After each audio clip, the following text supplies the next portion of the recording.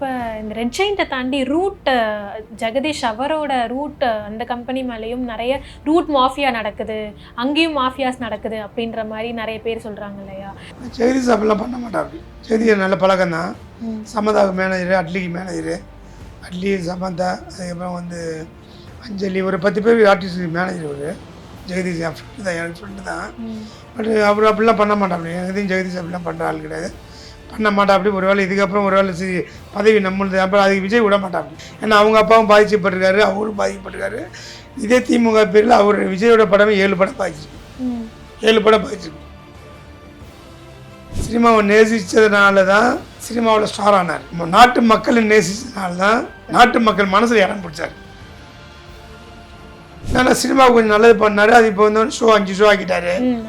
அது ஒன்று. இன்னொன்று வந்து அந்த பெரிய படத்துக்கு ஒரு ரேட்டு, சின்ன படத்துக்கு ஒரு ரேட்டு.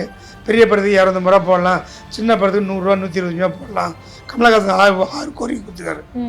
தமிழ் சினிமாவில் சினிமாவுக்குன்னு நல்லது செய்கிற ஒரே ஆள் கமலஹாசன் தான்.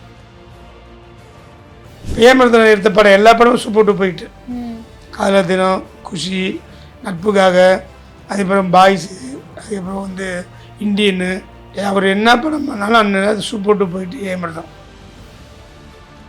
வருஷத்துக்கு பெரிய படம் தீபாவளி, பொங்கல் அப்படி போட்டு வருது. அப்படின்னா இந்த பெரிய படத்தை பார்த்தா சின்ன படம் போடும் அப்படின்னு சொல்லி தேட்டருக்காரங்க போய் குமியும் போது அப்போ அவங்க டிமாண்ட் ஆகிறாங்க. எனக்கு வந்து அரசியலோ இல்லை வந்து போஸ்டிங்கோ பதவியோ இதுக்கெல்லாம் நான் ஆசைப்பட மாட்டேன். நான் டிஆர் கூட இருக்கிறேன். நான் டிஆர் ஆசைப்பட மாட்டேன், நானும் ஆசைப்பட மாட்டேன். பட் அவர் மேலே இருந்த ஒரு மரியாதை சினிமாவை நேசிச்சார் விஜய். குமுதம் நேயர்களுக்கு வணக்கம். நான் திவ்யா ஸ்ரீனிவாசன். இன்னைக்கு நம்ம கூட வந்து டிஆர் ரமேஷ் சார் தான் வந்து இணைஞ்சிருக்காங்க. வணக்கம் சார். எப்படி சார் இருக்கீங்க சார்? இப்போ வந்து நிறைய டாக் போயிட்டு இருக்கு சார். என்னன்னா ரீசெண்டாக ஒருத்தர் ஒரு ட்வீட் போட்டிருந்தார். இந்த மாதிரி ஆதவ அர்ஜுனாவும் செண்பகமூர்த்தி அவர்கள் ரெட் ஜெயிண்ட்ல இருக்காரு இல்லையா, அவங்க 2 பேரும் சேர்ந்து எடுத்த புகைப்படத்தை ஷேர் பண்ணி இது நடக்கக்கூடாது, இவங்க வந்து செண்பகமூர்த்தி அவர்கள் வந்து கிட்டத்தட்ட 50,000 குடும்பத்தையே வந்து மோசமான நிலைமைக்கு கொண்டு போனவர், அது இன்னும் இந்த தாவேகா ஆட்சியிலும் தொடரக்கூடாது அப்படின்ற மாதிரிலாம் அவர் மேலே நிறைய குற்றச்சாட்டுகள் வந்து தொடர்ந்து வந்துக்கிட்டே இருக்கு சார். ஆனால் இந்த செண்பகமூர்த்தி அப்படின்றவர் யாரு, அவரோட பயணம் எப்படி சார் ஸ்டார்ட் ஆச்சு? கலைப்பிடி தாவனிலேருந்து, ஸ்ரீ பாண்டியிலேருந்து, கேஆர்லேருந்து, அவனை வந்து இங்கே பாலகிருஷ்ணன்லேருந்து, ஜேபிஆர் ஒருத்தர், இந்த ஜேபிஆர் ஓகே பண்ணி தமிழ் சினிமா இங்கே இருக்குன்னா மீரா சாஸ்திரி மவுண்ட் ரோடு அங்கே தான் இருக்குது. அங்கே நானும் பயணிச்சிருக்கேன், நானும் அங்கே இருந்திருக்கேன், சுற்றிருக்கேன். அதில் ஒரு 6-7 படம் சூப்பர் போயிட்டு தெலுங்கு படம் டப்பிங்கில். அந்த டப்பிங்கில் அப்படி வந்து பண்ணும்போது அப்போ ஏமரத்தன் வந்து அப்போ டப்பிங் படம் பண்ணியிருந்தார். விஜயசந்திர மேக்கப் பண்ணாது அந்த அம்மா நடிக்கிற படத்தை தெலுங்கு படத்தெல்லாம் டப்பிங் பண்ணி அது தமிழ்நாடு ரிலீஸ் பண்ணுவார் ஏமரத்தனம். அப்படி பண்ணும்போது அப்போ ஏமரத்தன் வந்து தமிழ்நாடு இந்தியா ஃபுல்லாக சூப்பர் ஹிட் படம் பண்ணுவார். ராஜசேகர் பண்ண படமும் ஹிட், சூப்பர் ஹிட் டப்பிங்கில். ஏமரத்தன் பண்ண படமும் வைஜெயந்தி ஐபிஎஸ், அந்த திலகவதி, அது பாரத ரத்னா, ஒரு 7-8 படம் தான் அவர் பண்ணார். அது எல்லாமே சூப்பர் டூப்பர் ஹிட், டப்பிங்லேயே சூப்பர் ஹிட் கொடுத்தவர் ஏமரத்தனம், ராஜசேகர். அப்போ ஏமரத்தனம் எடுத்த படம் எல்லா படமும் சூப்பர் டூப்பர் ஹிட். காதலர் தினம், குஷி, நட்புக்காக, அதுக்கப்புறம் பாய்ஸு, அதுக்கப்புறம் வந்து இண்டியனு, அவர் என்ன படம் பண்ணாலும் அந்த சூப்பர் டூப்பர் ஹிட் ஏமரத்தனம். அப்போ வந்து டிஸ்ட்ரிபியூஷன் ஒரு ஆள் வேணும்னு சொல்லி ஒரு ஆள் மதுரை ராமநாதபுரம் நல்ல படத்தை ரிலீஸ் பண்ணி கரெக்டாக அக்கௌண்ட்ஸ் கொடுக்குறது, கணக்கு கொடுக்குறது கரெக்டாக இருந்தாலும் சரி நமக்கு ஒரு ஆள் வேணும்னு சொல்லி அப்போ ரத்னம் டிஸ்ட்ரிபியூஷன் சைடில் அவர் ஒப்படைச்சாங்க. அப்படிங்கும்போது ரெட் ஜெயின் என்னன்னா சன் பிக்சர்ஸ் படம், அதுக்கப்புறம் வந்து லைக்கா படம், அதுக்கப்புறம் டூடி படம், அப்போ கேஜிஎஃப், பெரிய பெரிய கம்பெனியில் இவங்க டைப் பண்ணுறாங்க. மணிரத்னம் படம், பெரிய பெரிய படங்கள் வந்து இவங்க டைப் பண்ணுறதுனால இவங்க என்ன பண்ணுறாங்க, பெரிய படம் போல் இவங்களே வந்து கொடுக்குறதுனால இவங்க ஆட்சி ரூலிங் பார்ட்டி பண்ணாங்கன்னா அப்போ தேட்டருக்கு இவங்க ப்ரொடக்ஷன் ஆரம்பித்து சரியாக போகலை ப்ரொடக்ஷன். அதனால் டிஸ்ட்ரிபியூஷன் ஆரம்பித்தாங்க. டிஸ்ட்ரிபியூஷன் ஆரம்பிக்கும் மைனா சூப்பர் ஹிட்டு, மைனா, தெலுங்கு பருவக்காட்டு, கும்மிக்கி, ஒரு 5-6-7-8 படம் பண்ணாங்க ரெட் ஜெயின் லோகோ போட்டு. எல்லாமே படம் ஹிட் ஆச்சு. ஹிட்டானோடனே என்ன இது பெரிய படம் ஃபுல்லாக அங்கே டைப் பண்ண ஆரம்பித்தாங்க. டைப் பண்ண ஆரம்பித்தோடனே தேட்டருக்காரன் ஃபுல்லாக அங்கே போய் கும்மிய ஆரம்பித்தாங்க. கண்டிப்பாக சார், ரொம்ப நன்றி இவ்வளோ விஷயங்கள் எங்களுக்காக ஷேர் பண்ணதுக்கு. இன்னொன்று வந்து மாதத்துக்கு வந்து 4 வாரம் வருது. நான் மாதத்துக்கு 4 வாரமாக படம் ஃபுல் பட்டு தான் அவங்கள்ட்ட தான் வருது. 4 மாதத்துக்கு 3 மாதத்துக்கு 4 படம் அவங்கள்ட்ட வருது. அப்போ வருஷத்துக்கு ஒரு 100 படம் எடுத்து வருது.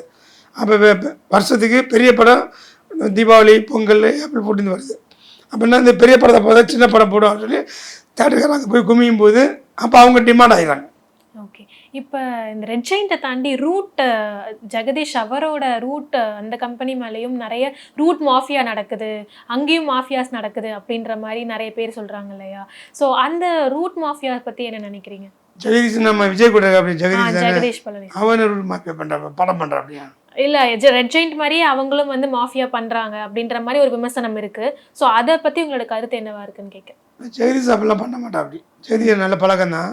சமதாவுக்கு மேனேஜரு, அட்லிக்கு மேனேஜரு, அட்லி, சமந்தா, அதுக்கப்புறம் வந்து அஞ்சலி, ஒரு 10 பேர் ஆர்டிஸ்ட் மேனேஜர். ஒரு ஜெகதீஷ் என் ஃப்ரெண்டு தான், எனக்கு ஃப்ரெண்டு தான். பட் அவர் அப்படிலாம் பண்ண மாட்டான். அப்படி எதையும் ஜெகதீஷ் அப்படிலாம் பண்ணுற ஆள் கிடையாது, பண்ண மாட்டா. அப்படி ஒரு வேளை இதுக்கப்புறம் ஒரு வேளை பதவி நம்மளுது, அப்புறம் அதுக்கு விஜய் விட மாட்டா. அப்படி கண்டிப்பாக அந்த விஷயத்துக்கு விஜய் விட மாட்டாங்க. ஏன்னா அவங்க அப்பாவும் பாதிக்கப்பட்டிருக்காரு, அவரும் பாதிக்கப்பட்டிருக்காரு. இதே திமுக பேரில் அவர் விஜயோட படமே 7 படம் பாதிச்சிருக்கு, 7 படம் பாதிச்சிருக்கு. புரியுங்களா? இதே ரிலீஸ் பிரச்சனை, இதே தேட்டர் பிரச்சனை நிறையா வந்துருக்குது. பட் அதனால் வந்து சினிமாவை வந்து விஜய் சார்பில் விஜய் சிஎம் இருக்கும்போது சினிமாவுக்கு அவங்களால இடைஞ்சல் வரவே வராது, சப்போர்ட் வருமே தவிர இடைஞ்சல் வராது. ஆனால் விஜய் பொறுத்த வரைக்கும் ஜெகதீஷ் அப்படி பண்ண விட மாட்டாங்க. அப்படி விட்டா அவங்கள தூக்கிடுவாங்க. ஜெகதீஷ் எவ்வளோ பெரிய ஆளாக இருந்தாலும் தூக்கிடுவாங்க விஜய், அதில் ஒன்றும் டவுட் கிடையாது. சினிமாவுக்குள்ளே அவங்க அனாவசியம் என்ட்ரி பேர் ஆக மாட்டாங்க. சினிமாவுக்கு வர அரசியல் வர்றதுக்கு முன்னாடியே வந்து அவர் பண்ணது வந்து என்னென்னா, ஓட்டு இல்லாத ஜெயிச்சிருக்காங்க, இது காசு கொடுக்காம ஜெயிச்சிருக்காங்க, ஜாதி ஓட்டை ஒழிச்சிருக்காங்க. இன்னொன்று வந்து மக்கள் வந்து விழிப்புணர்வாக இருக்கணும், அப்படி விழிப்புணர்வு ஏற்படுத்தியிருக்கா. அப்படி ஸோ மக்களுக்கு பாதுகாவலாக இருக்குது இந்த ஆட்சி இருக்குது. இவங்களை பார்த்து சினிமாவெல்லாம் எந்த விதத்துலையும் டிஸ்டர்ப் பண்ண மாட்டாங்க எனக்கு தெரிஞ்சு. Okay sir. ரீசெண்டாக எஸ்எஸ்சி சாரை மீட் பண்ணி ஒரு ஃபோட்டோ ஷேர் பண்ணியிருந்தீங்க. ஆமாம், நான் அந்த பப்ளிசிட்டி பண்ணல. என்ன பேசுனீங்க, என்ன சொன்னார், என்ன மாதிரி கான்வர்சேஷன்ஸ் இருந்ததாங்க?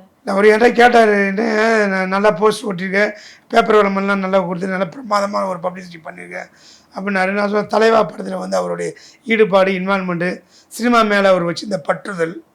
எனக்கு வந்து அரசியலோ இல்லை வந்து போஸ்டிங்கோ பதவியோ இதுக்கெல்லாம் நான் ஆசைப்பட மாட்டேன். நான் டிஆர் கூட இருக்கிறேன், நான் டிஆர் ஆசைப்பட மாட்டேன், நானும் ஆசைப்பட மாட்டேன். பட் அவர் மேலே இருந்த ஒரு மரியாதை, சினிமாவை நேசித்தார் விஜய்.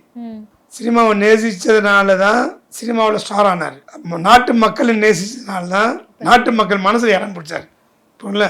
அதெல்லாம் அவர் இவ்வளோ அதனால அது ஒரு வாழ்த்து சொல்லி எஸ்ஏஸோட அசிஸ்டண்ட் எல்லாமே அது அதில் பார்த்தீங்கன்னா அந்த போஸ்ட்டில் பொன்ராமு, ராஜேஷ், பெரியண்ணா சுரேஷ், கோபி நல்லா அவருடைய எஸ்எஸ்சி அசிஸ்டண்ட்னால அவங்க எங்கள் சார்பில் அசிஸ்டன்ட் சார்பில் ஒரு போஸ்ட் வச்சு விளம்பரம் பண்ணி அவர் புகழ் பண்ணால் சூப்பராக கூப்பிட்டு பாராட்டி, சூப்பராக இது நல்லா இருக்கியா, நல்லா பண்ணி அப்படின்னாரு, என்கரேஜ் பண்ணார். Okay sir. மற்றபடி வேறு எந்த கான்வர்சேஷன்? மற்றபடி அவர்கிட்ட நம்ம எதிர்பார்க்கல. என்னன்னா சினிமாவுக்கு கொஞ்சம் நல்லது பண்ணார். அது இப்போ வந்து 5 ஷோ ஆக்கிட்டாரு, அது ஒன்று. இன்னொன்று வந்து அந்த பெரிய படத்துக்கு ஒரு ரேட்டு, சின்ன படத்துக்கு ஒரு ரேட்டு. பெரிய படத்துக்கு 250 ரூபா போடலாம், சின்ன படத்துக்கு 100 ரூபா 120 ரூபா போடலாம். கமலஹாசன் 6 கோரிக்கை கொடுத்துருக்காரு. தமிழ் சினிமாவுக்குன்னு நல்லது செய்கிற ஒரே ஆள் கமலஹாசன் தான். இடையில தான் இது வந்து திமுக சொல் பேச்சு கேட்டு இப்போ எம்பி சீட்டுக்காக கட்சி அடமானம் வச்சு வீணாக போயிட்டார். ஆனால் அதையும் பொருட்படுத்தாமல் விஜய் வீட்டில் போய்ட்டு உட்காந்து பேசி 6 வருஷம் கோரிக்கை கொடுத்துருக்காரு. ஒன்று பெரிய படங்களுக்கு ஒரு ரேட்டு, சின்ன படங்களுக்கு ஒரு ரேட்டு, ஷோ வந்து 5 ஷோ போடுறது ஃபெஸ்டிவல் டைமில். அதே மாதிரி வந்து தேட்டருக்காரங்கன்னா அந்த டேக்ஸ், சர்வீஸ் டேக்ஸ்னு ஒரு டேக்ஸ் இருக்குது, ஜென்ரல் பார்ட் டேக்ஸ், அது 5% இருக்குது, அதை கம்ப்ளீட்டாக தூக்கணும். அப்படி ஒரு 6 வருஷம் கோரிக்கை கொடுத்தாரு. அதே மாதிரி வந்து டிஜிட்டல் சாட்டிலைட்டு கவர்மெண்ட்டாக ஆரம்பிக்கணும், ஓடிடி பிளாட்ஃபார்மு கவர்மெண்ட்டாக ஆரம்பித்து இந்த தேங்கி கிடக்கிற படத்தெல்லாம் அது கொஞ்சம் சப்போர்ட் பண்ணணும், அது கவர்மெண்ட் கொஞ்சம் ஸ்டெப் எடுத்தால் நல்லாயிருக்கும். இப்போ வந்து கமல் கோரிக்கை வச்சுக்காரு, அதையும் அவர் பரிசீலிக்கின்றாரு. ஸோ இது எல்லாமே சினிமாவுக்கு தேவையான ஒரு விஷயந்தான். அது கமல் கோரிக்கை வச்சுக்காரு, அதை அவர் பண்ணி தரேன்ருக்காரு. அதுக்கு உதாரணமாக இப்போ டிக்கெட் ஷோ இது பண்ணியிருக்காரு. பெரிய படம் வரும்போது பெரிய படத்துக்கு டிக்கெட்டு ரேட்டு வேறு, சின்ன படத்துக்கு ரேட்டு வேறு. அப்போ தான் ஆடியன்ஸ் உள்ளே ஃபுல் பண்ண முடியும். ஸோ அந்த இது ஒன்று ஒன்றா பண்ணுவார் அவர். கண்டிப்பாக சார். மக்களுக்கு சப்போர்ட்டாக இருப்பார்.